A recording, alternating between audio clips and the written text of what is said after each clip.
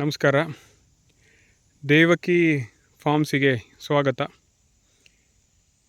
ಇವತ್ತು ನಾನು ವಿಡಿಯೋ ಮಾಡ್ತಾಯಿದ್ದೀನಿ.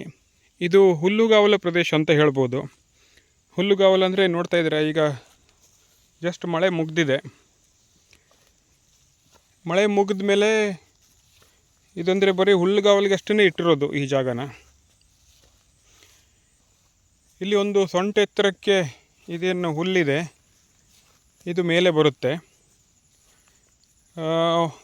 ಒಂದು ಈಗ ಸೆಪ್ಟೆಂಬರ್ 2ನೇ ವಾರ, ಒಂದು ನವಂಬರ್ ತಿಂಗಳಿಗೆ ಇದು ಒಂದು 4 ಫೂಟ್ 3.5 4 ಫೂಟ್ ಹೈಟಿಗೆ ಬರುತ್ತೆ ಇದು ಹುಲ್ಲು. ಆವಾಗ ನಾವು ಇದನ್ನು ಕಟ್ ಮಾಡಿ ನಮ್ಮ ಕಡೆ ಕರಡ ಅಂತ ಹೇಳ್ತೀವಿ.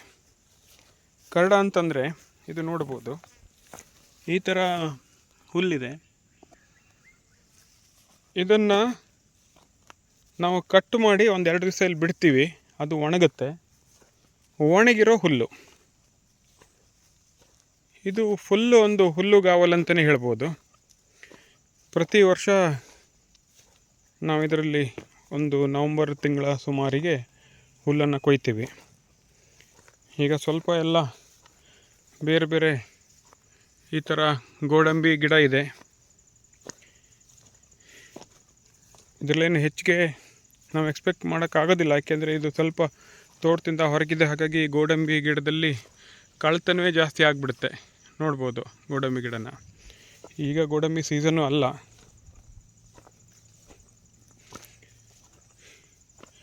ಇದು ಹುಲ್ಲಿಗೋಸ್ಕರನೇ ಇಟ್ಟಿರೋದು. ಇಲ್ಲಿ ನೋಡ್ಬೋದು ಈ ಥರ ಪೂರಾ ಹುಲ್ಲುಗಾವಲಿದೆ. ತೋರಿಸ್ತೀನಿ ಇನ್ನೂ. ನಮ್ಮದು ಮಲೆನಾಡು ಗಿಡ್ಡ ಆಕಳು ಇರೋದ್ರಿಂದ ಭತ್ತದ ಹುಲ್ಲು ಜೊತೆಗೆ ಈ ಒಣಗಿದ ಹುಲ್ಲು ಕರಡ ಅಂತ ನಮ್ಮ ಕಡೆಗೆ ಹೇಳ್ತೀವಿ. ಇದು ಎರಡನ್ನೂ ನಾವು ಕೊಡ್ತೀವಿ. ಇದು ನೋಡ್ಬೋದು, ಈ ಥರ ಕಲ್ಲು ಬಂಡೆ ಎಲ್ಲ ಇದೆ ಇದರಲ್ಲಿ, ಚಿಕ್ಕ ಚಿಕ್ಕ ಬಂಡೆ ಎಲ್ಲ. ಆದರೆ ಒಂದು ನವಂಬರ್ ತಿಂಗಳಿಗೆ ಇಲ್ಲಿ ಹುಲ್ಲು ಕೊಯ್ಯೋ ಟೈಮಲ್ಲಿ ಬಂದರೆ ಇದು ಯಾವುದು ನಮಗೆ ಕಣ್ಣಿಗೆ ಕಾಣೋದಿಲ್ಲ. ಯಾಕೆಂತಂದರೆ ಒಂದು 3.5 4 ಫೂಟ್ ಹುಲ್ಲು ಬೆಳೆದಿರುತ್ತೆ. ಈ ಚಿಕ್ಕ ಚಿಕ್ಕ ಕಲ್ಲೆಲ್ಲ ನಮಗೆ ಆವಾಗ ಕಾಣೋದಿಲ್ಲ. ಎಷ್ಟೋ ಸಲ ಅದು ಕಾಲಿಗೆ ತಗಲಿ ಬೀಳೋ ಚಾನ್ಸಸ್ ಇರುತ್ತೆ. ಸ್ವಲ್ಪ ಹುಷಾರಾಗಿ ನೋಡಿಕೊಂಡು ನಾವು ನಡಿತೀವಿ. ಇದು ನೋಡ್ಬೋದು, ಒಂದು ಸಣ್ಣ ಪುಟ್ಟ ಹಿಂಡು ಬೆಳೆದಿದೆ. ಅದನ್ನು ಕಟ್ ಮಾಡಬೇಕು ಅನ್ನೋ ಒಂದು ಮನಸ್ಸಲ್ಲಿದೆ. ಈ ಸಲ ಹುಲ್ಲು ಆದಮೇಲೆ ಇದನ್ನು ಸ್ವಲ್ಪ ಕಟ್ ಮಾಡಬೇಕು. ನವಂಬರ್ ಡಿಸೆಂಬರ್ ತಿಂಗಳಲ್ಲಿ ಇದನ್ನು ತೆಗೆದು ಸ್ವಲ್ಪ ಕ್ಲೀನ್ ಮಾಡಬೇಕು. ಈಗ ಮಾಡಲಿಕ್ಕೆ ಆಗುತ್ತಿಲ್ಲೋ ಗೊತ್ತಿಲ್ಲ, ಟೈಮ್ ಸಿಕ್ಕಿದರೆ ಮಾಡಬೇಕಂತ ಇದೆ. ಸುತ್ತಲೂ ನಾವು ಕಂಪೌಂಡ್ ಹಾಕಿದ್ದೀವಿ, ಕಲ್ಲಿಂದ ಕಟ್ಟಿದಂಥ ಕಂಪೌಂಡು. ಅದನ್ನು ತೋರಿಸ್ತೀನಿ ನಾನು ಹೊರಗಿಂದ. ಯಾವುದೇ ಬೇರೆ ಪ್ರಾಣಿ ಅಥವಾ ಆಕಳು ಬರಬಾರ್ದು ಅಂತ ಇದನ್ನು ಫುಲ್ ಕಲ್ಲಿಂದ ಕಟ್ಟಿರೋದು. ಕಂಡಂದರೆ ಅದು ರೂಟ್ ಕಲ್ಲಿರುತ್ತೆ, ರೌಂಡಾದ ಕಲ್ಲಿಂದ ಕಟ್ಟಿರೋದು.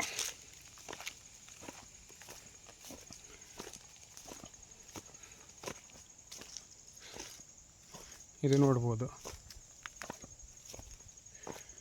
ಒಂದು ನಿಮಿಷ, ನಾನು ಇಲ್ಲೇ ಕಂಪೌಂಡನ್ನು ತೋರಿಸೋ ಒಂದು ಪ್ರಯತ್ನ ಮಾಡ್ತೀನಿ. ಸೈಡಲ್ಲಿ ನಾವೇನು ಮಾಡಿದ್ದೀವಿ, ಈ ಥರ ಗೋಡಂಬಿ ಗಿಡ ಹಾಕಿದ್ದೀವಿ. ಇದು ನೋಡ್ಬೋದು.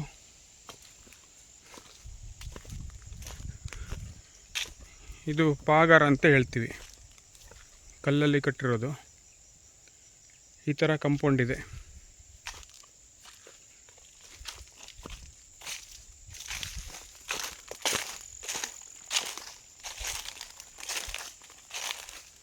ಇದು ನೋಡ್ಬೋದು,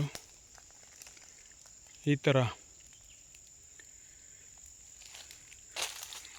ಕಪ್ ಕಲರ್ ರೌಂಡ್ ಕಲರ್ ಶೇಪಿನ ಕಲ್ಲಿಂದ ಕಟ್ಟಿರೋದು. ಈ ಥರ ಕಟ್ಟಿದ್ದಂಥ ಕಂಪೌಂಡ್ ಇದೆ. ಸುತ್ತಲೂ ಈ ಥರ ಗೋಡಂಬಿ ಗಿಡ ನಾವು ಬೆಳೆಸಿದ್ದೀವಿ.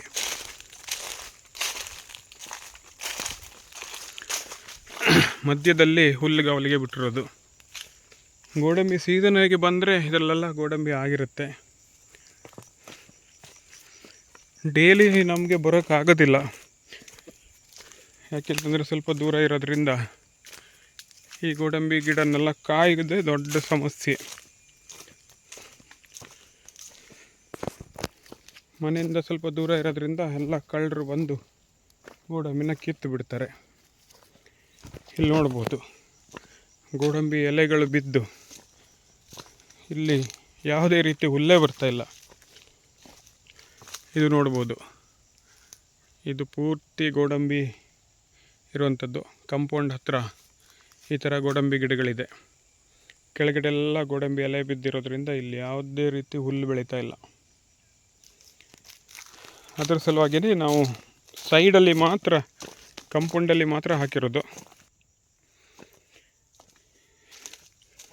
ಈ ಥರ ಮಧ್ಯದಲ್ಲೂ ಕೆಲವೊಂದಿಷ್ಟು ಪ್ರಯೋಗ ಆಗಿದೆ, ಆದರೆ ಮಧ್ಯದಲ್ಲಿ ಗೋಡಂಬಿ ಹಾಕೋದ್ರಿಂದ ಇದು ಹುಲ್ಲು ಬೆಳೆಯೋ ಪ್ರಮಾಣ ಕಡಿಮೆ ಆಗಿಬಿಡುತ್ತೆ. ಆವಾಗ ಏನಾಗುತ್ತೆ, ನಮ್ಮ ಹಸುಗಳಿಗೆ ಏನು ಮಲೆನಾಡು ಗಿಡ್ಡ ಆಕಳಿದೆ ಅದಕ್ಕೆ ಹುಲ್ಲು ಸಿಗೋದಿಲ್ಲ. ಹಾಗಾಗಿ ಮಧ್ಯದಲ್ಲಿ ನಾವು ಹಾಕೋದನ್ನು ಬಂದ್ ಮಾಡಿದ್ದೀವಿ.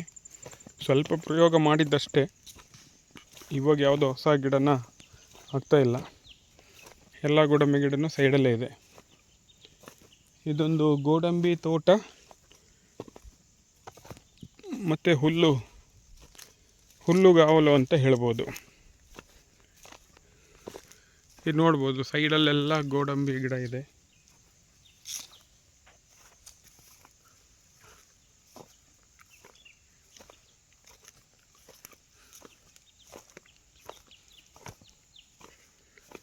ಇದು ನೋಡ್ಬೋದು, ಇದು ಗೋಡಂಬಿ ಗಿಡ. ಈಗ ಗೋಡಂಬಿ ಸೀಸನ್ ಅಲ್ಲ, ಹಾಗಾಗಿ ಇಲ್ಲಿ ಯಾವುದೇ ಗೋಡಂಬಿ ಇರೋದಿಲ್ಲ, ಬರೀ ಗಿಡ ಮಾತ್ರ ಕಾಣುತ್ತೆ. ಇದು ನೋಡಿ, ಇದು ಗೋಡಂಬಿ ಗಿಡ. ಹತ್ತಿರದಿಂದ ತೋರಿಸ್ತಾ ಇದ್ದೀನಿ. ಸೈಡಲ್ಲಿ ಅಂದರೆ ಬಾರ್ಡ್ರಲ್ಲಿ ನಾವು ಇದನ್ನು ಹಾಕಿರೋದು.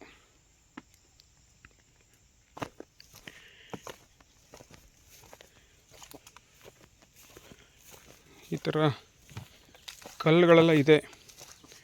ಈ ಕಲ್ಲುಗಳನ್ನೆಲ್ಲ ತೆಗೆಸಿದ್ರೆ ಇನ್ನೂ ಹೆಚ್ಚಿಗೆ ಹುಲ್ಲು ಬರ್ತಿತ್ತೋ ಏನೋ ಗೊತ್ತಿಲ್ಲ. ಒಂದು ಪ್ರಯೋಗ ಮಾಡಬೇಕು. ಯಾರಾದರೂ ಇದರ ಬಗ್ಗೆ ಗೊತ್ತಿದ್ದವರು ನಮಗೆ ಒಂದು ಇನ್ಬಾಕ್ಸಲ್ಲಿ ಐಡಿಯಾಸನ್ನು ಹಂಚ್ಕೋಬೋದು.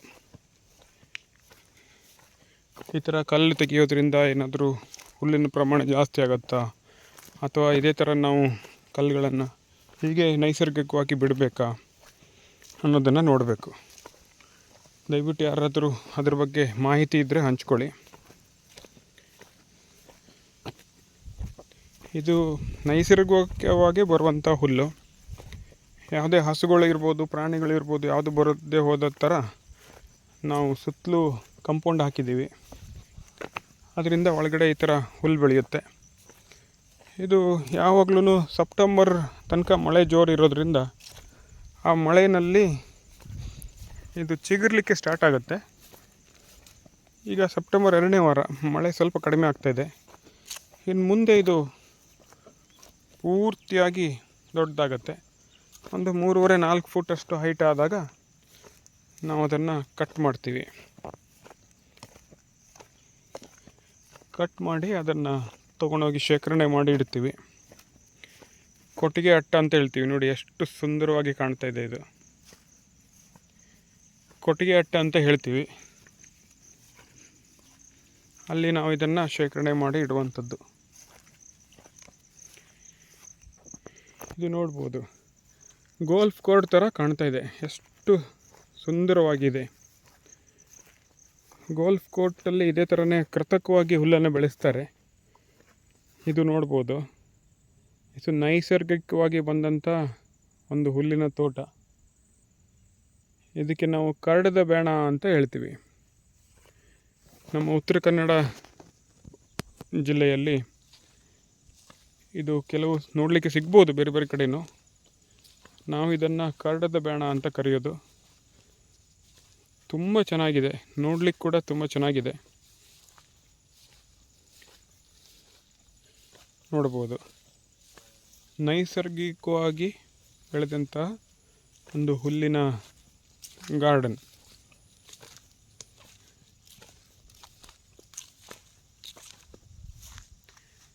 ಎಷ್ಟು ಸುಂದರವಾಗಿ ಕಾಣ್ತಾ ಇದೆ ನೋಡಿ, ಎಷ್ಟು ಅದ್ಭುತವಾಗಿದೆ.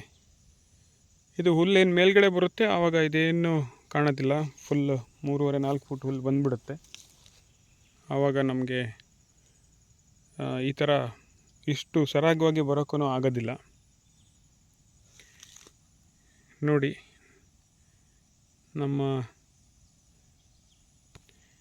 ನಮ್ಮ ದೈವಕಿ ನ್ಯಾಚುರಲ್ ಫಾರ್ಮ್ಸ್ ಚಾನಲನ್ನು ದಯವಿಟ್ಟು ನೀವು ಕೂಡ ವೀಕ್ಷಣೆ ಮಾಡಿ, ನಿಮ್ಮ ಸ್ನೇಹಿತರಿಗೂ ಹಂಚಿ, ನಿಮ್ಮ ಅನಿಸಿಕೆಗಳನ್ನು ನಮ್ಮ ಹತ್ರ ಹಂಚ್ಕೊಳ್ಳಿ. ನಿಮ್ಮದು ಯಾವುದೋ ಸಲಹೆಗಳು ಇದ್ದರೆ ದಯವಿಟ್ಟು ಇನ್ಬಾಕ್ಸಲ್ಲಿ ಹಂಚ್ಕೊಳ್ಳಿ. ಇದರಲ್ಲಿ ಯಾವ ಥರ ನಾವು ಇಂಪ್ರೂವ್ ಮಾಡ್ಬೋದು, ಹೇಗೆ ನಾವು ಹೆಚ್ಚಿಗೆ ಹುಲ್ಲನ್ನು ಬೆಳೆಯಬೋದು, ನೈಸರ್ಗಿಕವಾಗಿ ಬೆಳೆಯಬೋದು, ಯಾವುದೇ ಗೊಬ್ಬರನ ಹಾಕ್ದೇ, ಏನೂ ಹಾಕ್ದೇ ಈ ಥರ ಕಲ್ಲುಗಳನ್ನು ತೆಗಿಬೇಕು, ಈ ಥರ ಸೈಡಲ್ಲಿರೋ ಗಿಡಗಳನ್ನು ತೆಗಿಬೇಕು, ಯಾವುದೇ ನಿಮ್ಮದು ಐಡಿಯಾ ಇದ್ರೂ ದಯವಿಟ್ಟು ಹಂಚ್ಕೊಳ್ಳಿ. ಧನ್ಯವಾದಗಳು.